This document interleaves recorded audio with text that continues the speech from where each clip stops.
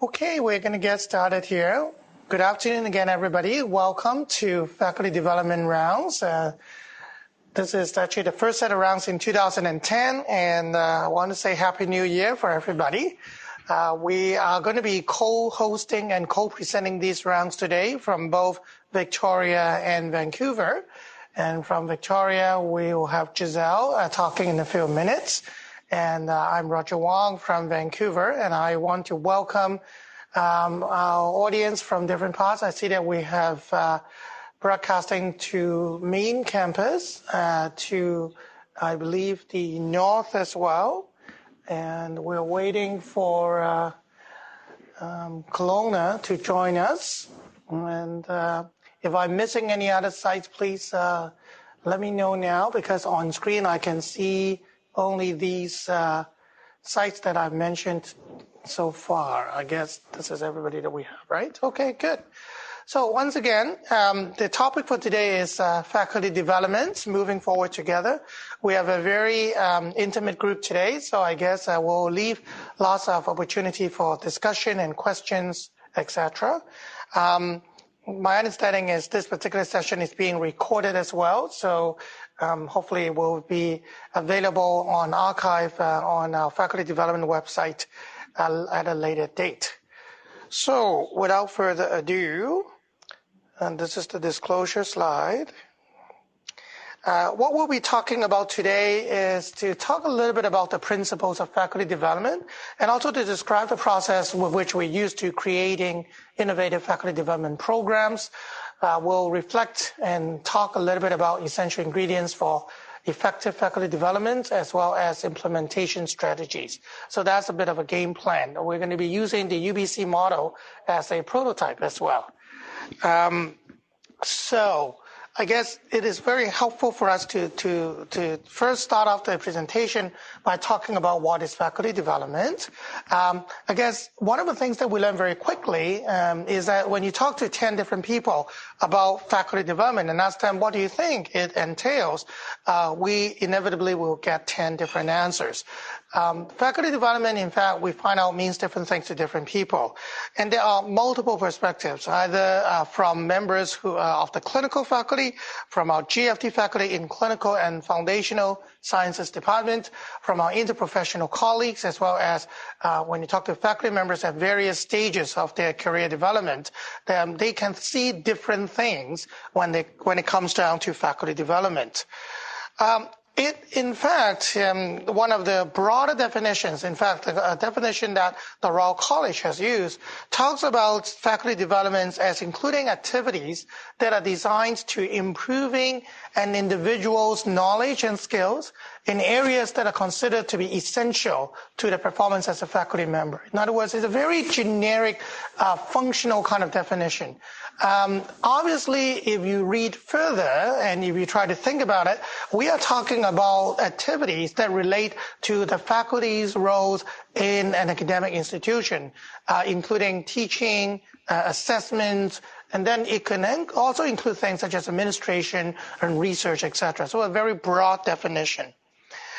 At this point, what I would like to do is to introduce Giselle Bourgeois-Law, who is the Associate Dean for Professional Development at UBC. And I'm going to invite Giselle to talk to us a little bit about how UBC has operationalized on the broad definition that I've talked about, which is available from the educational literature. So Giselle, over to you. Okay, thank you very much, Roger. I'll have to ask you to switch the slides, obviously, because I don't have the control from this. Absolutely. Okay. The schema that you see there was actually developed in 2007 by an ad hoc committee that was chaired by Louise Naismith. And at that time, that committee was actually following up on an external review of the Faculty Development Office that had occurred in 2006. So a big discussion was actually whether faculty development and CPD should actually become one portfolio. So the final decision was no, that it should continue to be separate, but that they should be under a broader portfolio called the Professional Development Portfolio that would also include career development, and that faculty development and CPD should actually interact more than they have in the past by means of a joint strategic committee. And I'll talk a bit more about that in a minute. Next slide, please. So the professional development portfolio reports to the professional affairs. So faculty development at UBC actually doesn't report to the educational portfolio. It reports to professional affairs. And while at first glance that might seem a bit unusual, it's not that uncommon. I was just doing the CPD accreditation at U of Ottawa, and they have it that way. So basically everything that has to do with faculty or physicians in practice is under the broader professional affairs portfolio. So equity is under professional affairs, faculty development, CPD, and career development. There are some things that professional development portfolio has in common with professional affairs. So we're both working on leadership, mentorship, and peer review of teaching, for example. We have a strong relationship with CHESS. So for example, I'm on CHESS's steering committee, and Roger's on the Clinical Educator Fellow Program Development Committee. And and people have also asked us, so now that you have CHESS, does that mean faculty development isn't doing research anymore? And nothing could be further from the truth, because actually CHESS's mandate is to facilitate collaborative educational research and also to mentor and support people whose main academic work is educational research. But CHESS is there to support us and help us elevate our research and faculty development to higher levels that we're more likely to have it accepted as posters or for publication. So like I said, we do have a close relationship with CHESS. We also have a close relationship with the Special Advisor to the Dean for Allied Health Professions. The Dean feels very strongly that we need to have an integrated faculty, which means that the different components of the professional development portfolio, so that includes CPD, or what used to be called CME, faculty development, and career development, should include all the components of the faculty. So in the Faculty of Medicine, we not only have medical students, but we have students physio, occupational therapy, speech and language pathology, audiology, genetic counseling, and midwifery. And so all of those actually are supposed to be part of what we're supposed to be involved for faculty development for them also. And I'll talk a bit more about that in a minute. We're also involved with departments, obviously, and externally. So for example, I sit on the BCMA CPD committee as a non-voting member, and it's amazing how often faculty development issues get brought up at that committee. Okay, thank you, Roger. Next slide, please. So obviously we have some challenges in the professional development portfolio. This is a new portfolio that started about 1.5 years ago. And one of the biggest challenges, as Roger mentioned, is what's in a name. Because if you look at the Royal College definition, which is activities designed to improve, for faculty development, activities designed to improve an individual's knowledge and skills in areas considered essential to their performance as a faculty member.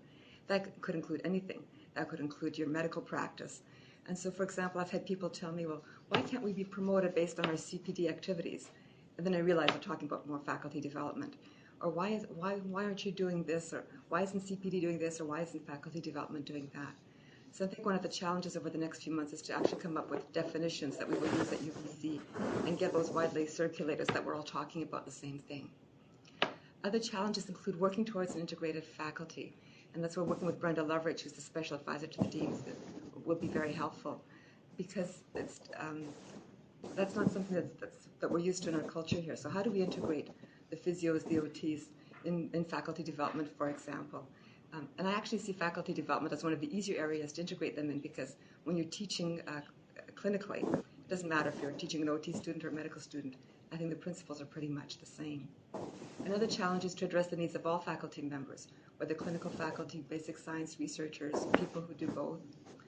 And then addressing gaps while avoiding duplication. I mean, I think for example, TAG offers a lot of great workshops on lectures. And so I think we can work with TAG, but there's also a gap there, because teaching medical students is a bit different from teaching other courses. And some people have called it the substitute teacher syndrome, because most people who teach medical students don't teach a whole course. They just teach 1 or 2 classes. Medical students tend to treat them like high school students treat substitute teachers, i.e. with no respect. Talking, texting, whatever. And so there's different skills to need to learn to do that. And actually we've been talking with TAG as to how we can deal with that. And finally, of course, budget's always a challenge in any portfolio.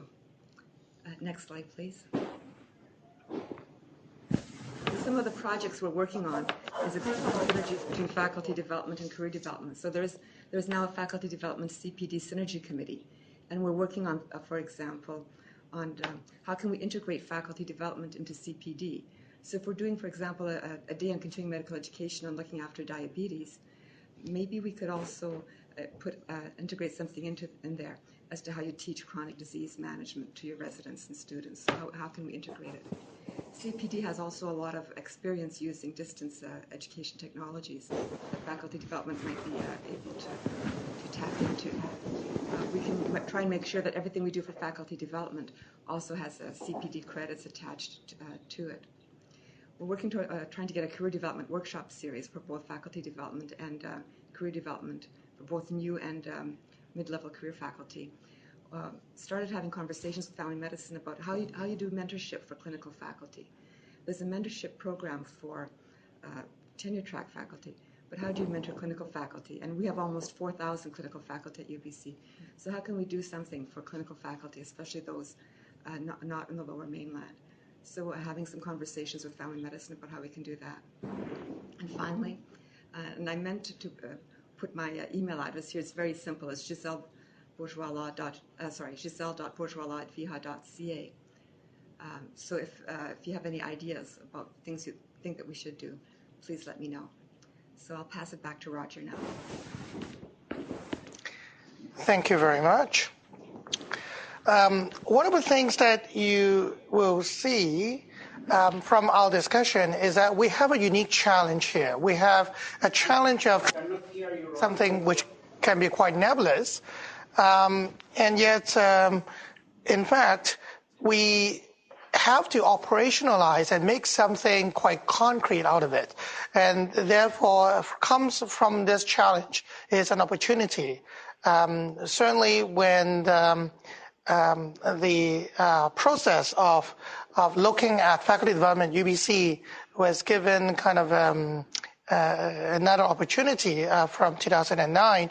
One of the major events that has happened is a faculty-wide retreat on faculty development that occurred in March of 2009. And from that, there was useful information about like how can we potentially improve and augment the activities that we currently conduct at UBC when it comes to faculty development. The vision that we have is we want to focus our activities on empowering teachers so that they can be successful. And we do that by developing a model for educational support that takes into account of the needs of all teaching sites and teachers at all career stages. One of the central themes that we have done over the last 6 months or so, at least since I've taken over this role and position as Assistant Dean for Faculty Development, is to creating teams that actually cross boundaries, is to augment the various faculty development teams, whether it is from the Island program, the Northern program, the Southern program, and locally in VFMP, to creating these teams so that we can all kind of work towards the same direction using our very unique techniques and skills that are relevant to the local needs. The mission of faculty development can be looked at in 3 ways. The first thing that we want to do is to support our faculty by planning, developing, implementing, and evaluating programs that have to be effective, efficient, and sustainable. The key word here is also flexibility. We want to make sure that these educational support activities are flexible enough that can meet the current and future needs of our teachers and the faculty at all sites. And yes, the flexibility must be counterbalanced with consistency. And this is something that I'm going to talk about in a couple of minutes as well. Secondly, we wish to inspire, support, and organize a network of teachers in a collaborative and interprofessional fashion so that all teachers and educators can actually come up to meeting the emerging needs of our provincial faculty of medicine learners based on a scholarly approach. And again, some of the direction that we have taken is we have merged the operational and functional component of faculty development with a scholarly approach and what is considered to be important from a medical education point of view. And thirdly, we wish to facilitate the development as well as a renewal of teaching and learning of competencies as well as kind of harvesting and supporting educational leadership within the Faculty of Medicine. What we're trying to talk about here is a shift in the culture of teaching and learning. What we can see, therefore, is the focus of faculty development at UBC is very much concentrating on the educational support and pursuit. We recognize that there are other components as far as a broader definition of faculty development goes, as I've explained to you at the beginning of this presentation. We recognize, however, those components are best addressed by, for instance, CPD in the sense of continual medical and health education, and by professional development as far as career development goes. So those are equally important pieces, but as far as faculty development goes, we wish to focus our activities on educational support. When we look at the literature, and again, there is quite a body of literature talking about what are the basic principles of faculty development. Yvonne Steiner, who was here last March, actually had talked about these 6 different things as being important principles that any faculty development program might want to follow. And very briefly, our focus is to bringing about individual and organizational changes. We have a big, diverse group of stakeholders that we must provide for. The 3 main content areas that, Dr. Steiner talked about: teaching and learning, interprofessional education, leadership and organizational change. Certainly, in our environment in UBC at faculty development, we want to focus on the first 2 bullet points of these 3 points while working towards a milieu and an environment that will be supportive of the 3rd point. We recognize that faculty development has to take place in a variety of settings, and we have to use different formats and strategies. The principles of effective educational design, as well as implementation and dissemination, are all important considerations. So these are pretty kind of generic statements, and the question always is, how do you operationalize and implement based on these principles? And that is where, when you ask yourself, what is the role of a faculty developer? I think many of us, apart from Giselle and myself who are in this portfolio, many of us, in fact, all of us have a role in faculty development. What we need to do is to use our influence, perhaps, and our capacity to introducing new and improved ways of teaching, bringing together people with a common aim. We need to assist in integrating different parts of a curriculum, offer support for educational innovations, and finally, when you incorporate all these things, then a faculty development plan comes out of it. Still, when you look at this, this is what the literature talk about. It still lacks the details that we'll need in order to implement effectively in a local environment. Which is why the next thing that I did was I thought it would be useful to look at what are some of the benchmarkings. So if you look at the benchmark as set by the Royal College, for instance, a process of faculty development typically involves these steps. And this is not any different from any kind of curriculum development or any, in particular, introduction of a new curriculum. We start out with needs assessment. We must establish the goals and the objectives. When you develop the program, it has to be systematically designed so that it is sound. It has to be integrative within existing activities. The objectives have to be clear and direct. The methods and the formats that we use probably involve more than one format. Things have to be practical, has to be contextual. At some point, we need to evaluate, and then we must modify how we deliver, in this case, faculty development based on feedback and evaluation. So this particular piece, I don't think is foreign to any one of us. What is important is when you try to adopt and apply these principles locally, what does it look like? So here at UBC, what we see faculty development is that we need to tailor to the needs of our users, which include our broad faculty at large, whether they're clinical faculty members, whether they're GFT faculty members, whether these are clinician educators, whether they're basic sciences educators. And we must also tailor to the needs of the organization, in this case, our faculty of medicine.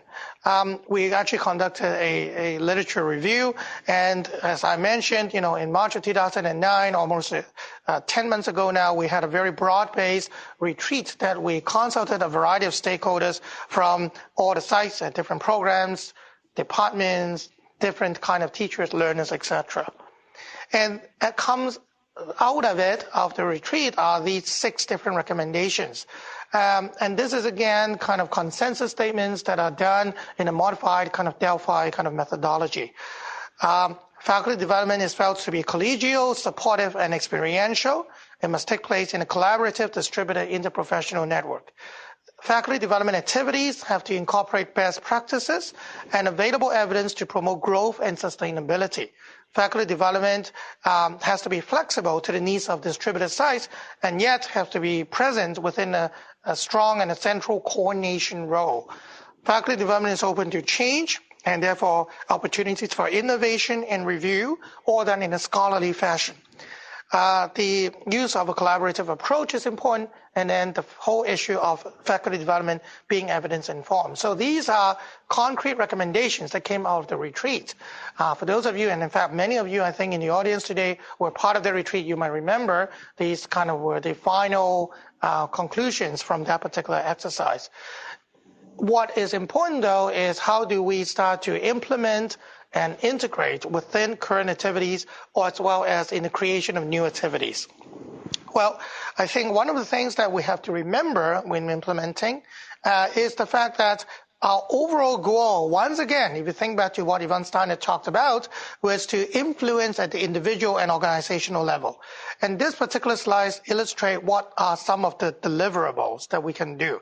At an individual teacher level, we're talking about transmission of knowledge, development of skills, and addressing attitudinal and belief, and ideally, you can influence a change in the learner.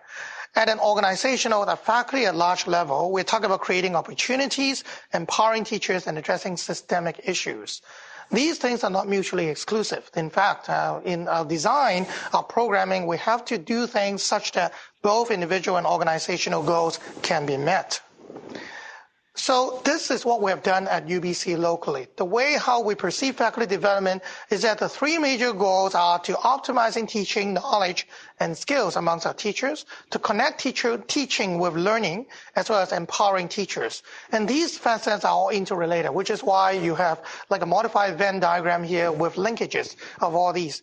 And then there are three boxes that talk about collaboration with key players within the faculty units. Clearly, in doing this, we are not in isolation. We have to collaborate, for instance, with CPD in identifying potential synergies, something you heard Giselle talking about. Something as relatively straightforward, albeit not simple, but straightforward, as for instance, whenever we offer faculty development activities, perhaps if we can get accreditation from the colleges so that there are credits from Main Pro and Main Cert that can be applied. Another example is perhaps the opportunities of inserting bits and pieces of faculty development skills within the medical content of CPD activities, something that I have discussed and brought up with the CPD team here as potential opportunities. And there are many other examples as well. Another key collaboration piece is with the Center for Health Education Scholarship. You heard from Giselle that not only do we have key people from the faculty development portfolio sitting in the key committees of CHES, but in fact what we have developed is a dynamic relationship. I remember at one of my very first meetings with Glenn Regier from CHES, the way how Glenn describes our working relationship, I really like that, is Glenn said, you know what, Roger, we are like two units that are related but separated by a semi-permeable membrane. And I like that concept, clearly because of my physiology background, but also at the same time, what we are talking about is, in CHES, the focus is enhancement and encouragement and facilitation for educational scholarship, research-oriented activities. Clearly, that's very important. There might be faculty developers who want to pursue that, and that, in which case, we'll be very happy to make a referral of these individuals to CHES. And similarly, in faculty development, our focus is the creation and development of innovative teaching methodologies and curriculum development, for instance. And there will be individuals from CHES, for instance, who need to have practical experiences, who wants to think about a different way of teaching and a different way of assessment. And from an operational point of view, CHES will be very happy to refer those individuals to faculty development.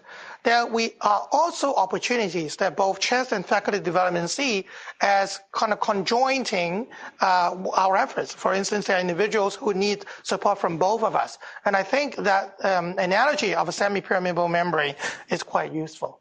You have already heard about the third collaboration opportunity with career development, and we're very fortunate that that portfolio actually rests with Giselle so that there can be some internal linkages that we can develop as well. So this is kind of an overall way how we look at this. What I hope to illustrate is that this is a dynamic model. It's a model that works for now. It doesn't mean that it's cast in stone. I anticipate in the future there may be more circles or more boxes that we see in this particular diagram. But what it illustrates is one way of implementing and integrating what is available in the medical literature in our local environment and adapting it. And that's kind of an important first step before we move any further. In doing this, we have identified 4 key deliverables. And again, just like any kind of program planning, it is important to know what we're aiming for before we actually start to implement and deliver.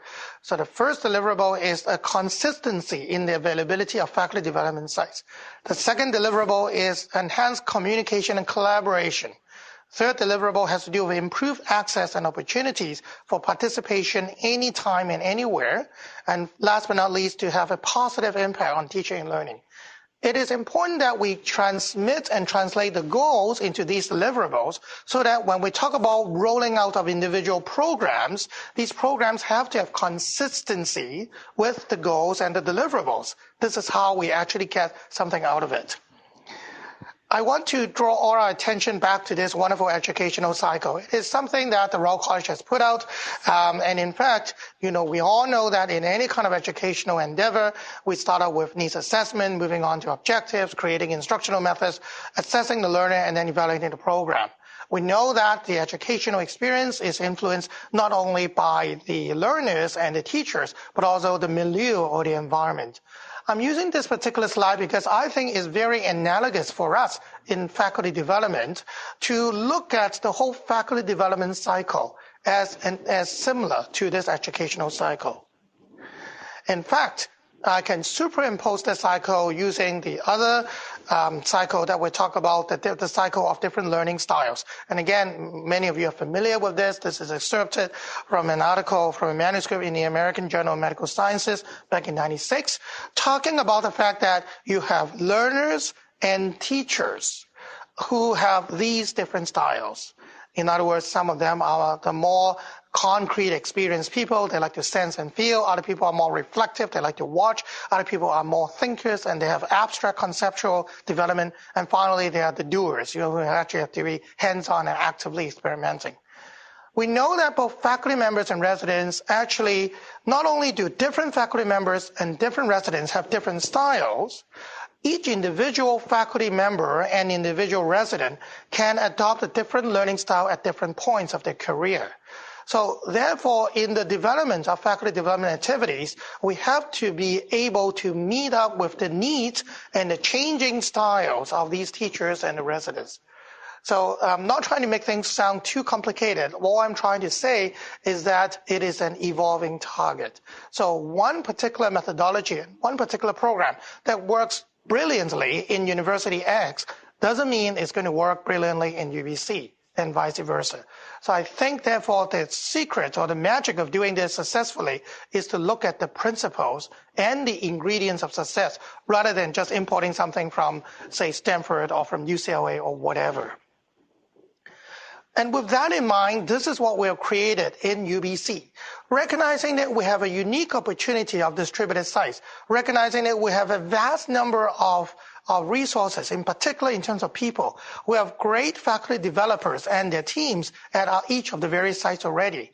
What perhaps was an opportunity for improvement was to somehow develop a collaborative network to link up all these people, in particular from the island, from the north, from the south, and from Vancouver Fraser, and trying to, what I say, compress that management model so that we remove hierarchies and develop a matrix management model. And again, I have to give credit to Oscar Casero, who is actually in the audience today. I remember one of our early meetings with Oscar, we talked about the whole point of converting an administrative structure to a matrix model, something, again, that is a page that we borrow from the businesses. And I would agree that that seems to have worked very well, in particular for the UBC setting. What we are talking about is, centrally in the UBC Office of Faculty Development, we are one of several key players in delivering and developing programs. Some of the programs I'm going to talk about in a minute include the development of an innovation network, or what we call listserv, development of a teaching resource bank, a focus on residents as teachers, the continuation and augmentation of a core curriculum, and basically liaison with other faculty development centers. I'm going to talk a little bit about each of these in a few minutes, but as well, we have talked about the key collaboration with CPD. We'll talk about key collaboration with other units such as CHES, with undergraduate medical education, with postgrad, with evaluation studies unit, with the integrated clerkship people, et cetera, et cetera. And then finally, last but not least, to collaborate with the departments. So it's a very much, once again, matrix model of how we look at it. Different team players are all in this together at a flat level. It's not hierarchical at all. Very briefly, one of the first programs that we have delivered through faculty development since I took over the role in July was the creation of an innovations network, or what we call the InNet. Basically what it is it is a listserv that connects up faculty developers and interested faculty members from all across the province at all sites. What we are talking about is a project management model. So the emphasis is not on the sites or the teachers, but it's on individual projects. And through a project management model, we encourage collaboration across sites, and responsibilities and accountability are being shared. The key component of this is that any teacher from anywhere at any time can have access to this. So in other words, this is a virtual network which is being housed within our faculty development website. We want to create a platform which is safe for this discussion and dissemination, and it is a milieu that we're trying to create to supporting the kind of activities that faculty developers across the province would like to do. Another initiative that we've done is basically the Teaching Resource Bank. The bank is already created, and it is being housed in our new and improved faculty development website. The address is located here, www.facdev.med.ubc.ca. What it is it has 5 sections. It has a section on curriculum, section on teaching methods, assessments and feedback, new technology, and residents as teachers. And as individual resources housed within each of these sections, many of which are actually audio-visual materials. In other words, we actually have plenary sessions, keynote speeches, etc., that are being recorded. In case people like, for instance, including today's presentation is being recorded and will be archived there, so that anybody who is interested from anywhere at any time can go onto the website, click onto these resources that are not password protected. In other words, they are basically free for anybody to access at any time. One of the things that we view as very important, in fact, is we hope that this will facilitate for sharing amongst the different sites of best practices, as well as providing motivation and stimulation for further innovation. The third thing that we have done, and in fact, is actually revamping of the website. So this is actually a screenshot of the new website appearance. And what you see there is that not only do we have a section on the resource banks, which is actually located here, but in fact, we also have an opportunity to posting up all the Year 3 clinical clerkship objectives. So one of the key issues and feedback that we've heard from our clinician educators is that, they may have difficulty accessing the learning objectives of students. And so, what are they going to teach them? What are they going to learn from the teachers? In the past, these objectives were posted within medical, which, as you know, is a password-protected conduit or platform. The access of that could be perceived as somewhat convoluted, perhaps. So what we have done, in fact, is to pull all those Year 3 objectives and post them here, and they can be just one click away from either residents or faculty members who are teaching the students. So this is an example of a very localized answer addressing a local need. It's not something that you're going to see from the medical education literature on faculty development and say that, thou shalt have this particular piece. But what we're trying to say is you must adapt what the local folks are asking for by applying these overall principles of faculty development and then creating a product which actually can satisfy the needs of your local teachers at the local site.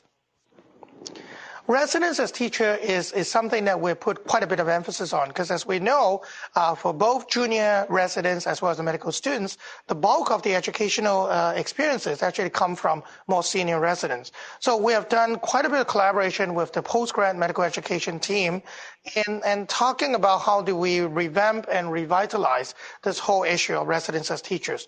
Not only do we want to continue to provide some kind of common courses to the residents, but we also want to create something which is more content-specific, contextualized, as well as culture-specific.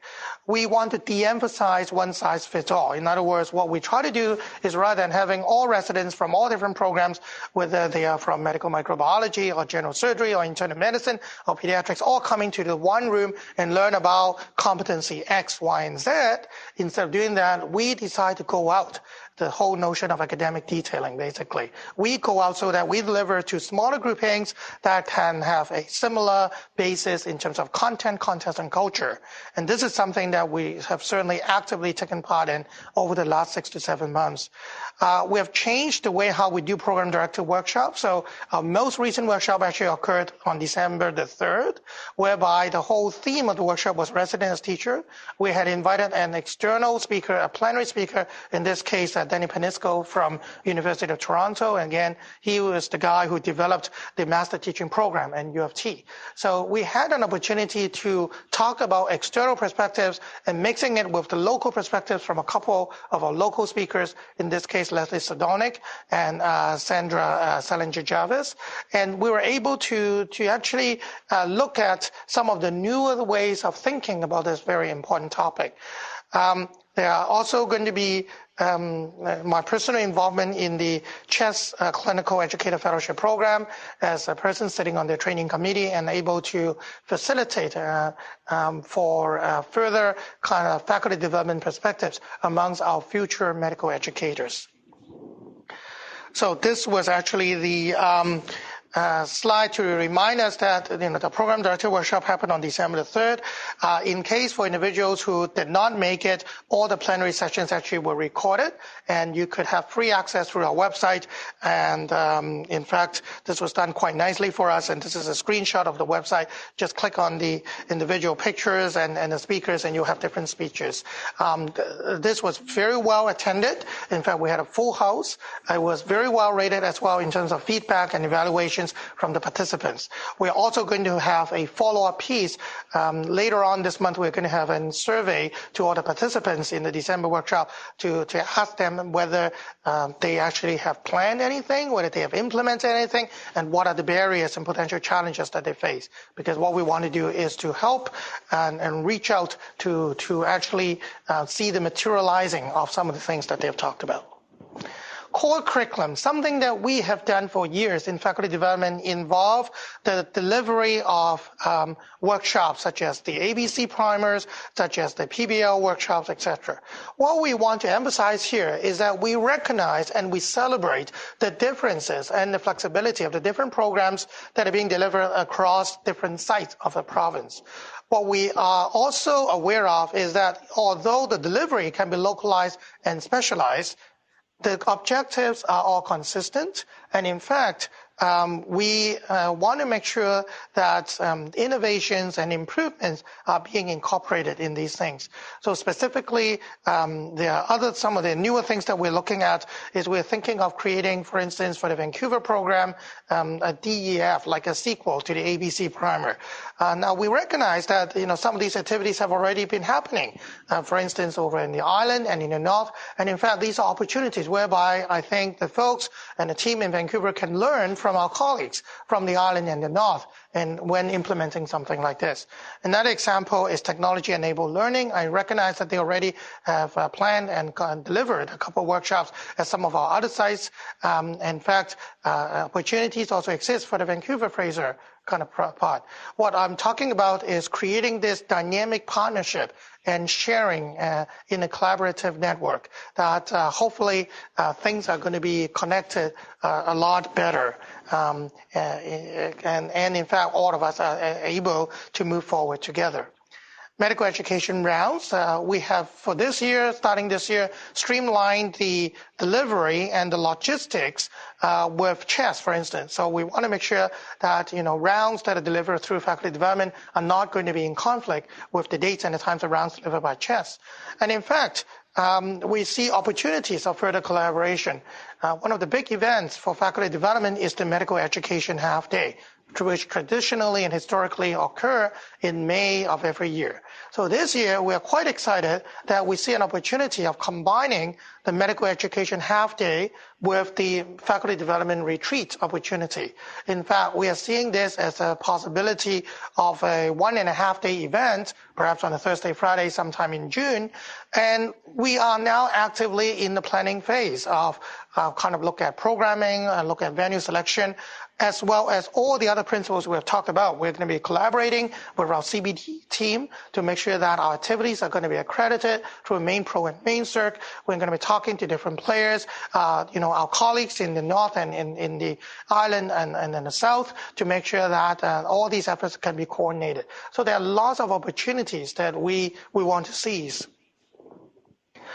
One of the other programs that we have started to deliver, again, a very specific phenomenon at UBC, is that we want to make sure that our foundational sciences faculty members, as well as our interprofessional faculty members, can actually have their faculty development needs met through our programming. So one such example is that Carol Ann Cornea has very kindly agreed to help coordinate a series of focus group discussion with basic science faculty members, and that's going to be happening very, very soon. Another thing as well, I've been in constant communication with Leslie Bainbridge, talking about opportunities from an interprofessional point of view, and I believe Kristen Newton is also going to be involved in that discussion. So lots more examples to come. We feel that in order to make sure all the things that we've talked about as examples of faculty development programs, to make sure that they're going to be effective, we want to make sure that we utilize the principles that have described and contributed to the effectiveness in general of these faculty development programs, that the learning has to be experiential, there has to be active participation by the attendants, as well as feedback. The interventions have to be well designed and based on learning principles, and then a variety of different educational methods are being used. So obviously, as many of you would know, the BME collaboration, the best evidence in medical education, is something which is a very rich resource. It's also it is a featured link within our website. So I encourage all of you, if you're interested, to go more into the BME collaboration and talk, and you can see more examples of what contribute to the effectiveness of these programs. In order to make sure that things work in the final few minutes of this presentation, we are very much aware that the milieu or the organization, the so-called administrative aspects of the program, have to be consistent and supportive of the things that we have done. So in fact, we have done quite a bit of changes over the last 6 months, again, since I was recruited into this role, to talk about the strategic rebranding of faculty development. What does faculty development mean? And in fact, we're trying to creating more clarity in we're talking about educational support, the kind of activities that I've talked to you about. We want to do it through our new and revamped website. We're doing a shorter email blast through our network.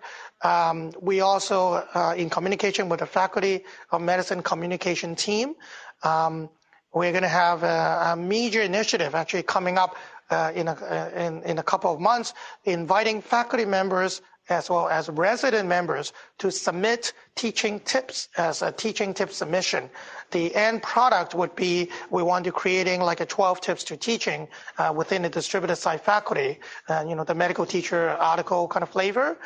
Plus we have purchased Got a very good deal. In fact, 12 different iPod Nanos as prizes to give away in a variety of colors, I was told by Yan. So I think it will be a very interesting initiative that we want to use these kind of different methodologies to rebrand and to disseminate the idea. We've changed the way how we do governance. The management model is now a matrix model.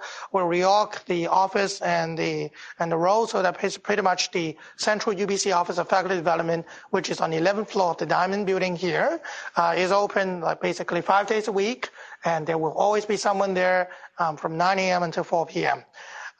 We are very happy to be part of the Synergy Committee with CPD. We have also kind of changed some of the way how we do business within faculty development using kind of quality improvement principles.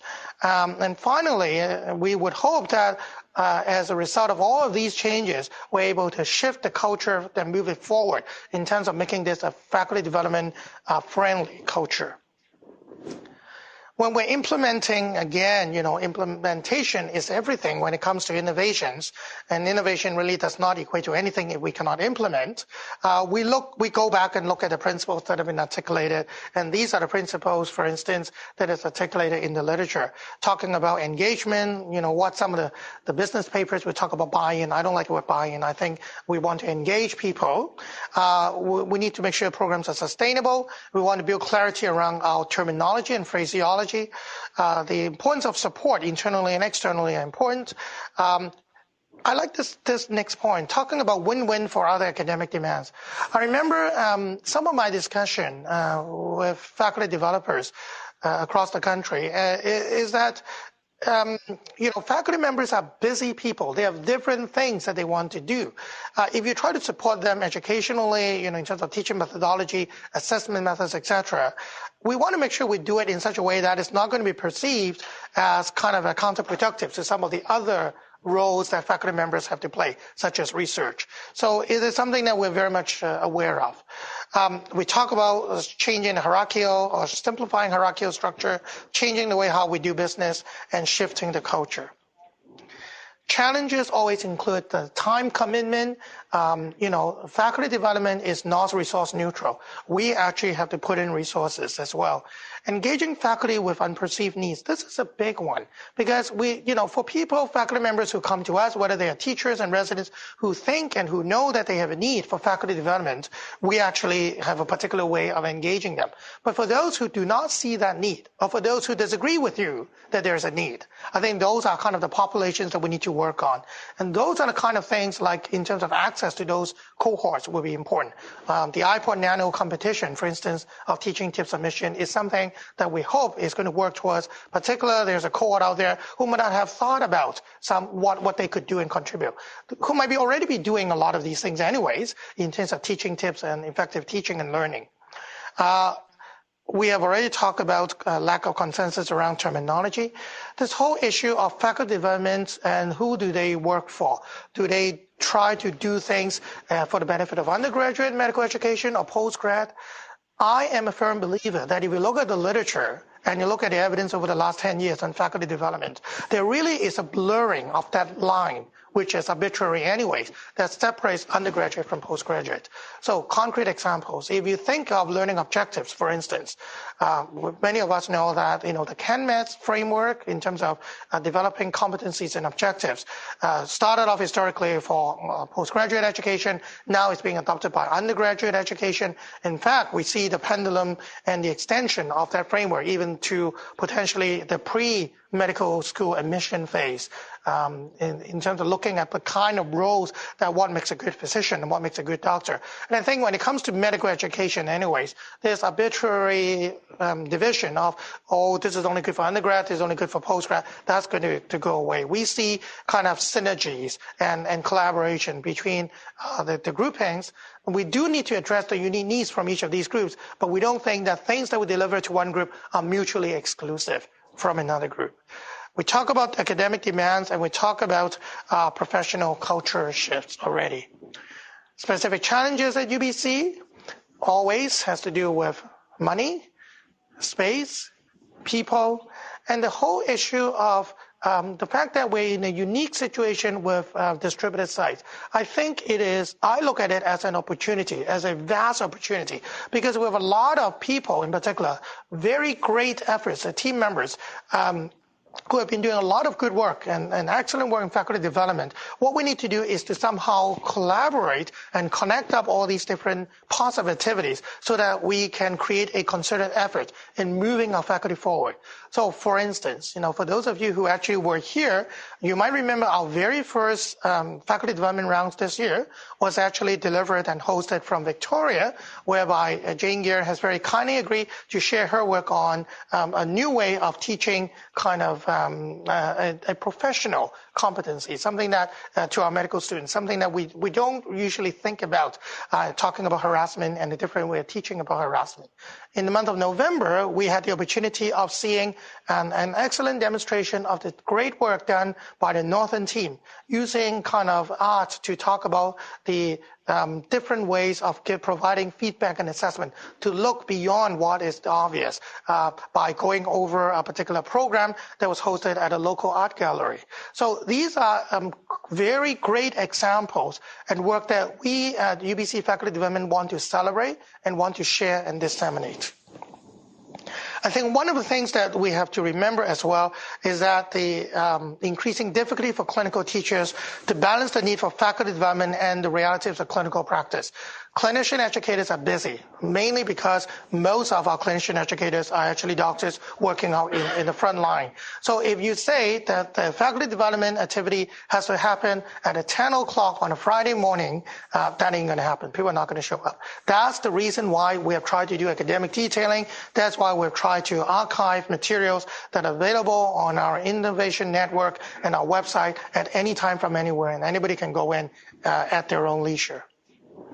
So in general, faculty development strategies, we have talked about, we've done different things so that there are multiple approaches, basically all the way going from inoculation of an activity to an immersion of an activity. We'll talk about offering workshops to different people. We'll talk about linking up with existing activities. We'll talk about having central and distributed sessions. We have to deliver key deliverables and messages. The efforts and outcomes have to be evaluated, and one of the key things is we must be responsive. In the final minute of this presentation, one of the things that we would hope to do by revamping the way how we do faculty development at UBC, we want to create and encourage and facilitate educational dissemination in scholarly ways. Not only can these things be helpful to raise the visibility and profile of the program, it also helps to make the program more sustainable and is a clear opportunity for our younger faculty members who want to pursue a career in medical education to take on some of these. So for instance, the best example would be some of the initiatives that we have talked about today. They can actually be easily written up as kind of scholarly production and article. And I think, in fact, one of the things that I would be very much encouraging, for instance, our chess fellows to be doing is to consider picking up one of these pieces and maybe run with it, and then offering them the academic mentorship that they will require at this phase. So in summary, we have talked about a comprehensive and multi-pronged system of delivering faculty development at UBC under matrix organizational model. We have talked about making sure that faculty development activities are available to anyone from anywhere and at any time. Although the delivery can be local and specialized, the availability and the objective have to be consistent. We have talked about enhanced networking and collaboration. We have talked about the fact that we must create a milieu and an infrastructural environment which will enhance communication as well as making sure programs can be effective. Obviously, we need to evaluate and by collecting outcome data. And finally, we would hope that we are able collectively and collaboratively advance the area of faculty development and creating a culture that would allow communities of practice to disseminate and further. So I wish to acknowledge the valuable help and input from a long list of people. I have basically met in person with all of these individuals to make sure that their needs are being heard, to the point that I cannot include all the names on one slide. So this is alphabetical order, really no particular order, but this is the list. As at the time when I wrote up the slides, I'm sure I can throw up a few more names there now. And these are the key references that we have talked about. And at this, I would stop and invite questions and comments. Thank you. So any questions or comments? Maybe starting off, let's start off from Victoria. Victoria. Thank you, Roger. I just want to make a comment. I want to thank you and Giselle for the fresh approach that you are bringing. I think that as you outlined over the past 45 minutes or so, both of you, you have made lots of changes and brought lots of new ideas to the faculty. One thing I really appreciate is this way of thinking that is inclusive and that gives the opportunity for everyone in the province at the different sites to be part of what's going on everywhere. I think that, it's a bit easier when you are developing something new than when you just, are in a structure that is a long-standing and it's more difficult to change. So I'm really excited by all the stuff that you have presented today, and I just wanted to say that. Thank you very much, Oscar. And just in response again, we would not be able to achieve these without the very supportive and active input and assistance from all of you who are in the audience today, as well as your partners and your colleagues whose names appear on my 2 acknowledgement slides. I do think that Oscar, you're absolutely right. A lot of things we're doing are different and new. And I think they are unique to the very distributed site nature of our program, to the point that we actually are very pleased that we will have an opportunity to give a podium presentation at the upcoming CCME meeting at St. John's, Newfoundland. So we just received a notice of acceptance that we will be actually one of 70 oral presentations at St. John's. So I guess I'll be flying there. We have a question from Vancouver. Yes, thanks. I really enjoyed this and the very comprehensive approach that you've outlined. And I think it's, in one way, I was getting a little worried about the scope of it when you consider the interprofessionalism and all the other groups that are members and parts of the Faculty of Medicine. But I'm confident that you've given this a lot of thought and you have huge amounts of input to see how you can do it. The other thing that I'm hearing is that, in the past, when a faculty development activity took place, the thought of how good it was might have been what were the ratings that people put on the paper as they left the room. And I think everyone is mature enough now to know that transfer of information, the ability of the person now to change their behavior, and for that behavior to become consistent takes time. And if you're going to look for effectiveness, you're going to have to go out there in the real world and get the outcome measures out there. And the other challenge, which I'm not sure, how you'll do it, but you have a goal of changing a culture. And it seems as if people are pretty clear the culture isn't what we want right now. But how do you gather information to really nail that down? That is, what is the before picture, so that at some point in the future, you'll be able to then reassess as to whether or not it's really changed. So my hat's off to you. I admire the enthusiasm and the leadership. Well, thank you. Very good points, Linda. If I may quickly address each of the points that you've raised. I think the concept of change management is crucial. Again, for this particular presentation, I didn't go into the different models out there. Again, they're business models talking about change management. One of the key things that we recognize is that while we have a lot of different things that are planned and activities and programs that are being delivered, we actually have a very organized and systematic way of prioritizing. So in a phase 1 of the rollout, which is basically from July 1, 2009 to December 31, kind of what my first 6 months in this role anyways, we actually achieved the goals that we've defined in terms of the high priority items, which include, for instance, the creation of the Innovations Network, the revamping of the website, the Program Director Workshop delivery, and something that I didn't talk a lot about is the working with the accreditation team, because we have undergrad accreditation coming up. So those were like the 4 key things that we said. On July 1, 2009, we said we want to achieve these things before the end of the year, and we were able to do that. Now we're into phase 2, which is basically January 1, 2010 to June 30th, and we have another set of things. So what I'm talking about is very much the principles of change management are being used.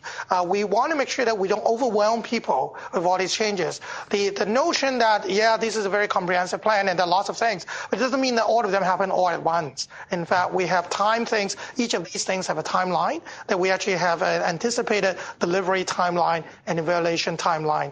I was just in a meeting with my team members this morning with Yan and Sheila, and in fact, this is a constant renewal of the timeline that we go over every week and just say, like, are we on track? Are we off track? If we're off track, why? And what do we need to do? So it's very active management. A quick word about and another point that you raised. I think the importance of going out beyond the workshop delivery to evaluating real endpoints and data points and outcomes is something that we're starting to do. I think we can go even further.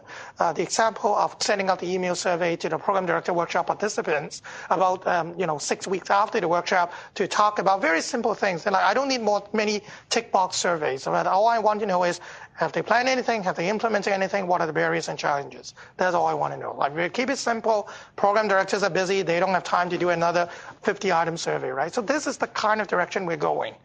The third point, and I agree, cultural shift. I'm not naive enough to think that this can be done within a month, a year, or whatever. In general, as many of us know, when we deliver a new program, typically we need 2 life cycles in order to create some observable changes from quote-unquote the milieu or culture, which is so nebulous that you can never quantify very easily. So how do we define a life cycle? If you look at postgrad training, for instance, residents as teachers. So typically a resident will take anywhere between 2 to 5 years in order to grow, to turn from a junior trainee to graduation. 2 life cycles means 4 to 10 years. So I would hope that within the next 10 years, by doing, for instance, the residents as teacher objectives and the programming, that we will start to see some changes that are observable. What are going to be the indicators that we're going to use? We haven't gone that far yet. I think one of the key things you have to remember is there are many different ways of describing changes. And I think for something like the milieu or the environment or culture, I think qualitative ways instead of quantitative ways would be more doable. Again, I don't want to go into kind of assessment methodologies and stuff. What I'm trying to say is there is, as you know, a huge body of literature on each of these things. And what I wanted to do is to infiltrate that scholarly approach of best practices and methodology in whatever we're doing. So I agree with you. So my typical answer is, how long will we be able to achieve like that final goal of like cultural shift? I think we'll start to see changes in 2 life cycles. So 4 to 10 years, I think 4 years is too short, but I think like we're closer to more like the 6 to 10 years, thing. Okay.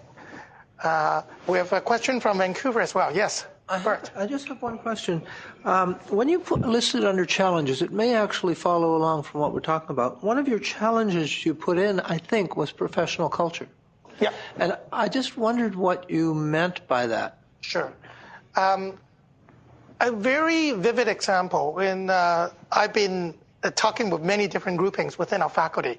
And I remember that one of my earlier discussions with the basic researchers, for instance, whether they are clinician scientists or basic science researchers, is that they, for very good reason, understandably, that their focus on quote-unquote faculty development has to do with support on research activities.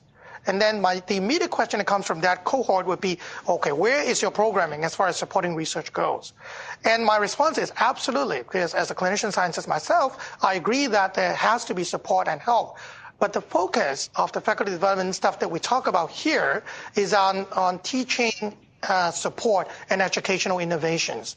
So wait a minute, culturally in that cohort, all I'm focused on is what is going to be done to support my grants record and paper production and all that. But then, all the things that faculty development is talking about really doesn't quite address that. And I say, That's correct. Not that they're not important, but they're going to be addressed by another kind of grouping.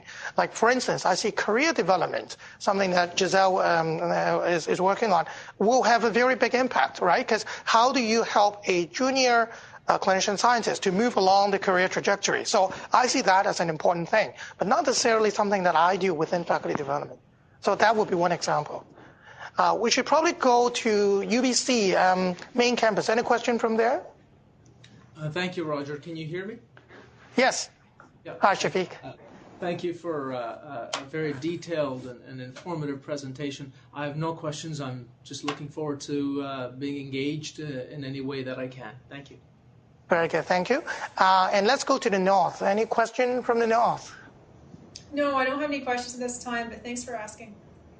Okay, good. Any final questions from Vancouver? Yes, we have one from Dr. Blumen.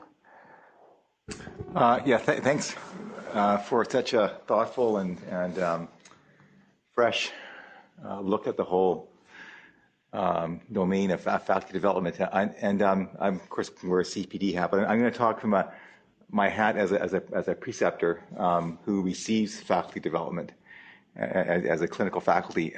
It seems to me the real challenge, and you talked about it, but you didn't really have a lot of ideas, and I'm not sure about how you're going to engage us. In those of us who said there's 4,000 clinical faculty, there's a few of us here who are more engaged and interested in your presentation, and maybe we'll go online to look at it afterwards and learn. And there's many other recorded sessions. But I wonder how many are actually coming out to these sessions. And of course, there's the whole issue of measurement of what the impact is of those interventions.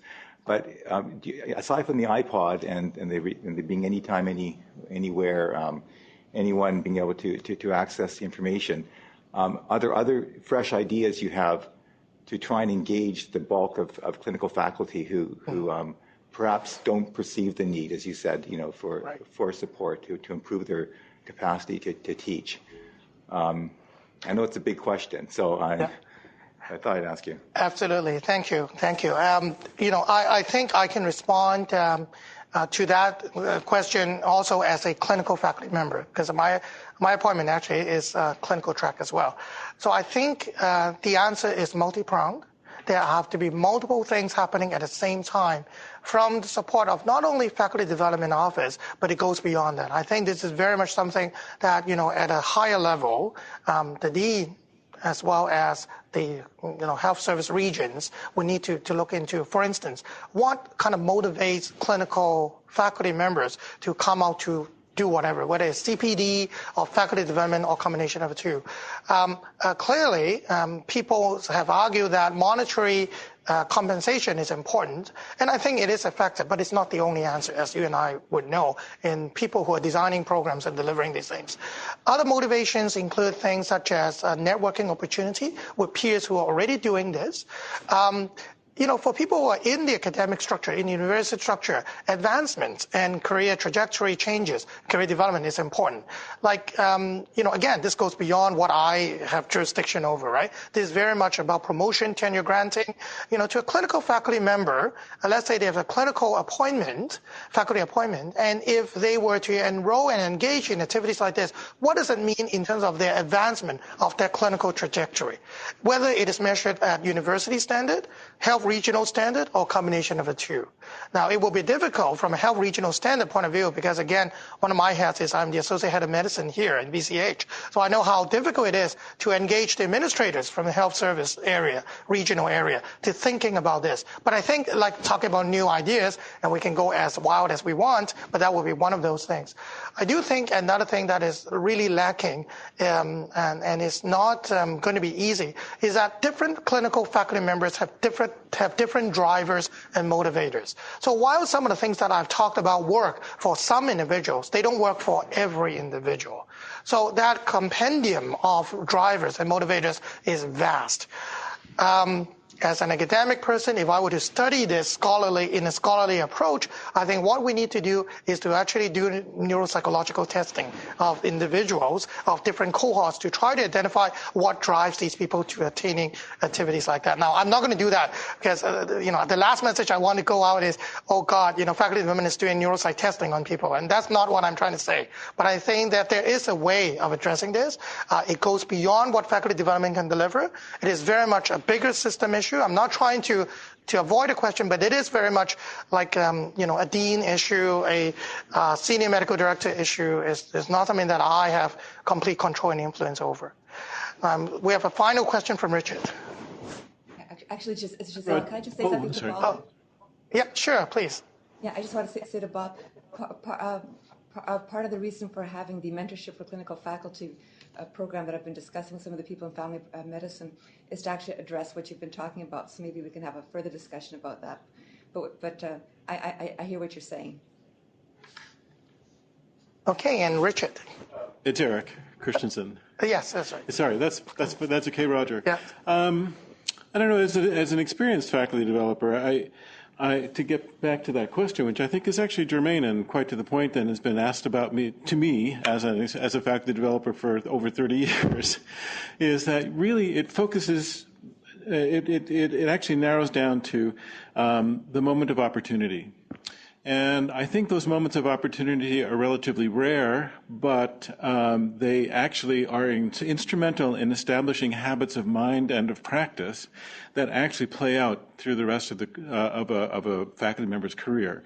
And those critical points are at the point of induction as a new faculty member, at the point of induction as a graduate student when you're a postgraduate resident and you're taking on these teaching duties for the first time. Those are critical moments where I think much of our resources really need to be focused, because that's where we can make that big change and that big difference and establish those patterns that can become a lifelong habit. There are additional opportunities, and one which I'm very much aware of, and which you'll be hearing about from soon, is in terms of curriculum renewal and curriculum change. This is going to provide more opportunities for you as faculty development to meet needs, and actually that's the critical point. As faculty developers, we're most effective when we can actually meet people's needs. And that's when I think our services are well received and most effective. Thanks, Roger. Yeah, very well said, Eric. And again, with that very kind of final comment, we can draw this to a conclusion. I am hopeful that together we can kind of move faculty development forward at UBC. We have opportunities that come up in particular, such as curriculum renewal process. Again, I'm very happy to be a part of the process as well. I do think that all of us can make a difference. It's not going to happen immediately. It's not going to be overnight. And I agree with Bob, it's not going to be easy because of vast numbers that we have to engage. But I do think, we make small changes at a time. And again, I wanted to draw this to a close using an analogy from quality improvement in the clinical area. When we make, changes using quality improvement principles, it's small changes, early successes that we want to celebrate. It's not changing the whole system at one same time. So with that, I want to say thank you very much for your attention. And it has been a great pleasure for me to share with you over the last hour or so some of the new and exciting things we've been doing here in faculty development. Thank you very much.